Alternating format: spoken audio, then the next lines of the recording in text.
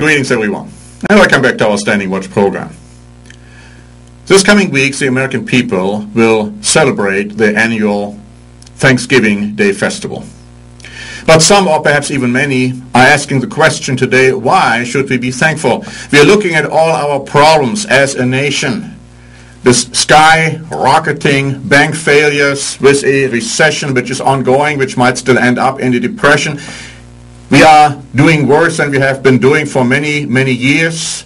Dollars are being printed, which obviously will lead to an inflation, and on the list goes. Why should we be thankful? To begin with, I'd like to talk a little bit about the history of Thanksgiving Day. And I'm quoting from one of our free booklets.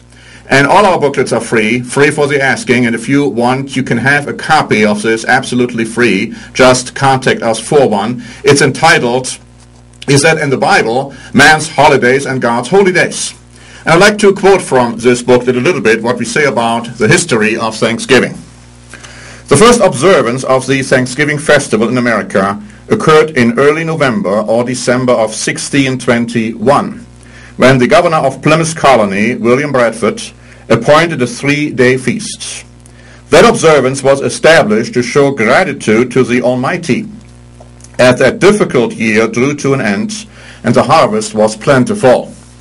We go on to say, following that first observance, the colonists continued to celebrate days of Thanksgiving annually, in recognition of the blessings received of this new land. The first Thanksgiving to God in the Calvinist tradition in Plymouth Colony was actually celebrated during the summer of 1623, when the colonists declared a Thanksgiving holiday after their crops were saved by much-needed rainfall. We go on to explain that this day has been preserved and continued by presidents of the United States who believed in the God of Abraham, Isaac, and Jacob, and the Bible, as a source of national greatness and integrity. In 1789, America's first president, George Washington, issued a Thanksgiving proclamation in honor of the new Constitution. He stated, "It is impossible to rightly govern the world without God and the Bible." A little later in our article, we point out, in early July of 1863, the Battle of Gettysburg had occurred, taking some 60,000 American lives. And President Lincoln traveled to the battlefield 4 months afterwards in November to deliver the Gettysburg Address. He later explained, "When I left Springfield to become the president, I asked the people to pray for me. I was not a Christian. When I buried my son, the severest trial of my life, I was not a Christian.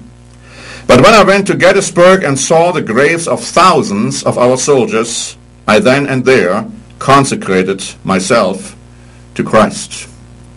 Moving words these, which bring tears to your eyes if you just visualize the scene. And as a consequence, as we go on to explain, on October 3, 1863, President Lincoln proclaimed the last Thursday of November as Thanksgiving Day, a day set aside to give God thanks for the blessings he continued to bestow upon America. President Lincoln's Thanksgiving Day proclamation, which was passed by Congress, stated the following. I will just quote some excerpts from it. "The year that is drawing towards its close has been filled with the blessings of fruitful years and healthful skies. To these bounties which are so constantly enjoyed that we are prone to forget the source from which they come, others have been added, which are of so extraordinary a nature that they cannot fall or fail to penetrate and soften even the heart, which is habitually insensible to that ever-watchful providence." A little later in the proclamation, he said, "No human counsel has devised nor has any mortal hand worked out these great things. They are the gracious gifts of the Most High God, and while dealing with us in anger for our sins, has nevertheless remembered mercy. It has seemed to me fit and proper that they should be solemnly, reverently, and gratefully acknowledged, as with one heart and one voice, by the whole American people. I do therefore invite my fellow citizens in every part of the United States, and also those who are at sea, and those who are sojourning in foreign lands, to set apart and observe the last Thursday of November next as a day of thanksgiving and praise to our beneficent Father who dwelleth in the heavens. And this proclamation was repeated for the following 75 years by every subsequent president, until in 1939, when President Roosevelt, Franklin D. Roosevelt, moved Thanksgiving Day up 1 week earlier than had been tradition to appease merchants who wanted more time to feed the growing pre-Christmas consumer frenzy.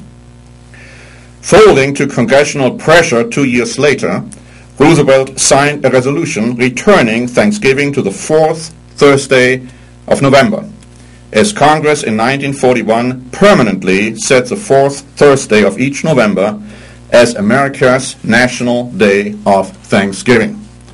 So if you wanted to know how we came to the point of celebrating Thanksgiving on the last November, or the last Thursday in November, it goes all the way back to President Lincoln. And he was able to express Thanksgiving in the light of hardship. And for a true Christian, there's absolutely nothing wrong in participating in the celebration of Thanksgiving Day, but we should do it with the right spirit of understanding that our thanks need to be expressed to God, to the one who gives us all our blessings to enjoy, and to be thankful for that. The Bible tells us to give thanks God in everything and for everything. Yes, even for trials, for hardship, because we understand that trials serve a purpose too. They make us stronger. They give us more sympathy and empathy for others who might be suffering. The Bible also tells us that when we are in need, that we should come to God in prayer, make our requests known on high, but do it with thanksgiving, always remembering the blessings which God has given us, and understanding that others probably suffer a lot more than we do. And when we do that, then we are told that the peace of Christ can be in our hearts. As long as we follow the lead of God, as long as we are obedient to what God tells us. Not those people who Paul is addressing in the book of Romans in the first chapter who knew God, but they refused to glorify God and give him thanks. And as a consequence, their foolish heart was darkened, we read, and they ended up in all kinds of wrong concepts and ideas. No, the Bible tells us that we should be thankful. The Bible tells us not to worry about the things which are happening in our lives, those physical things, perhaps even the question, where's our next meal coming from? Because as long as we have our priorities straight, Christ is telling us, don't worry, but seek you first the kingdom of God and his righteousness, and all these things will be added unto you. God will take care of you. God will provide. Let us also in times of financial and economic hardship not forget, when we keep the Thanksgiving Day festival this coming week, to give thanks to the one who gives us all the blessings we enjoy. And when we do, we can be rest assured that God will be pleased. Thanks very much for watching. This is Norbert Link for the Standing Watch program.